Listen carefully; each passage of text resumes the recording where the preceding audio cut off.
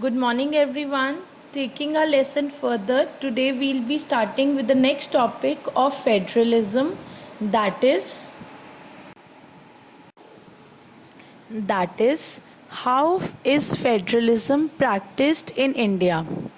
In the first point, it says in 1947, the boundaries of several old states of India were changed in order to create new states. That means 1947 में बहुत सारी changes आई, बहुत सारी old states को की boundaries को change किया गया in order to create the new states in India.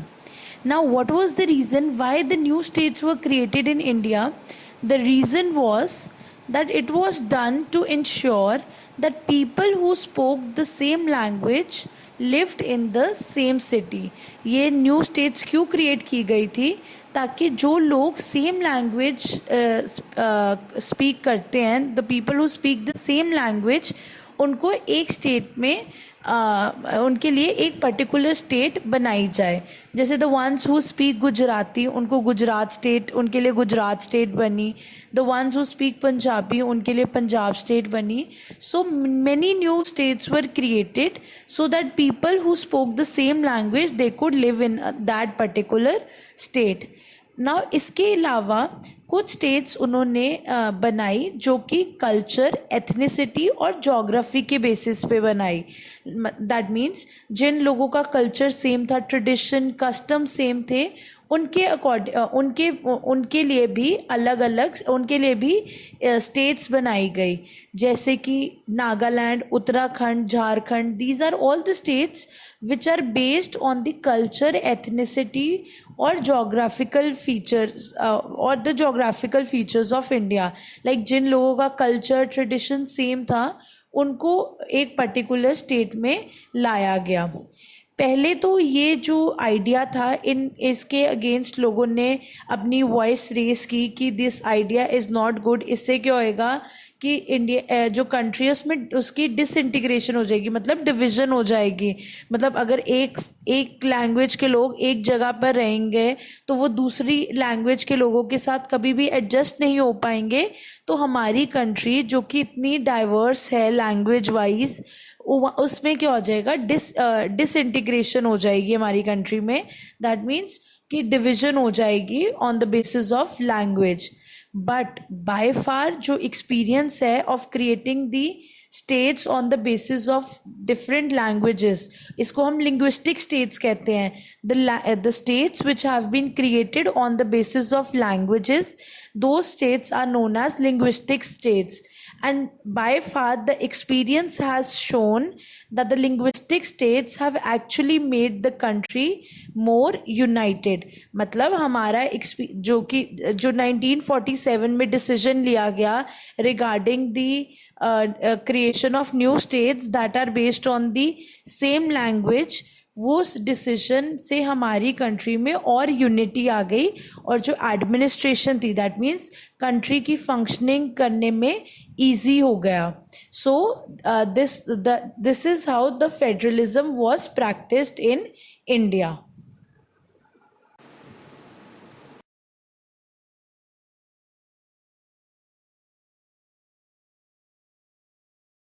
Moving further, we'll be discussing about the language policy of India. In India, no language has been given the status of national language. हमारी country में किसी भी language को national language नहीं माना जाता है. And Hindi is recognized as the official language of our country. Hindi को भी नेशनल लैंग्वेज का स्टेटस नहीं मिला है.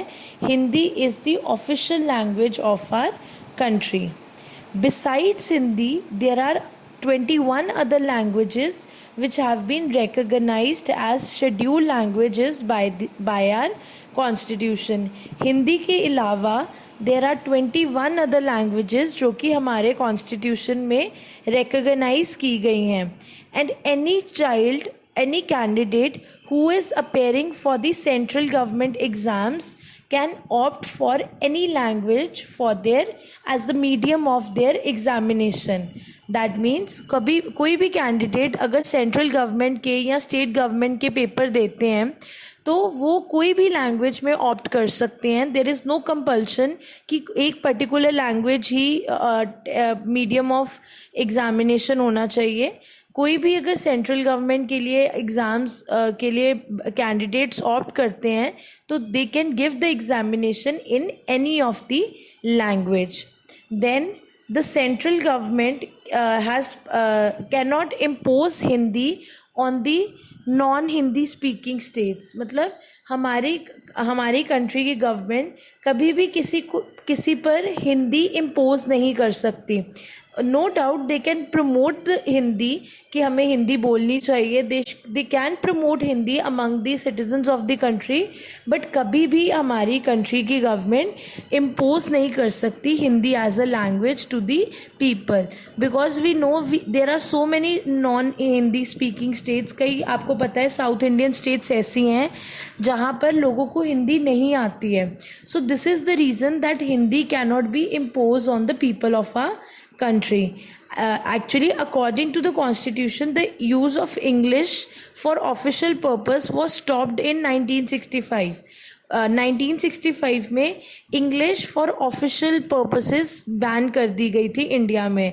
बट बहुत सारी स्टेट्स ऐसी हैं जिनको हिंदी नहीं आती, but they know how to speak, they know English as a English language. So these non-Hindi speaking states demanded that there should be the use of English also. वो चाहते थे कि इंग्लिश की भी यूसेज होनी चाहिए हमारी कंट्री में, बिकॉज उन लोगों को हिंदी नहीं आती थी. The central government then agreed to continue with the use of English along with Hindi for official purpose. और इसी डिमांड के चलते हुए सेंट्रल गवर्नमेंट ने कहा था कि अलॉन्ग विद हिंदी इंग्लिश को भी एज एन ऑफिशियल पर्पस के लिए यूज़ किया जा सकता है. 1965 में इंग्लिश की फॉर ऑफिशियल पर्पस यूसेज बंद कर दी गई थी. बट जब काफ़ी नॉन हिंदी स्पीकिंग स्टेट्स के लोगों ने कहा कि we don't know the Hindi language, तो तब गवर्नमेंट ने डिसीजन लिया that along with Hindi English को भी as a official language use किया जाएगा. But again I am repeating it that they can't impose Hindi on the people of the country, but no doubt they can promote this language. वो लोगों को encourage कर सकती है हमारी government कि we should study this language, this Hindi language.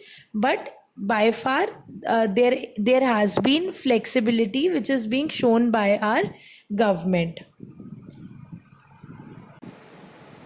I hope the topics are clear to you. Thank you.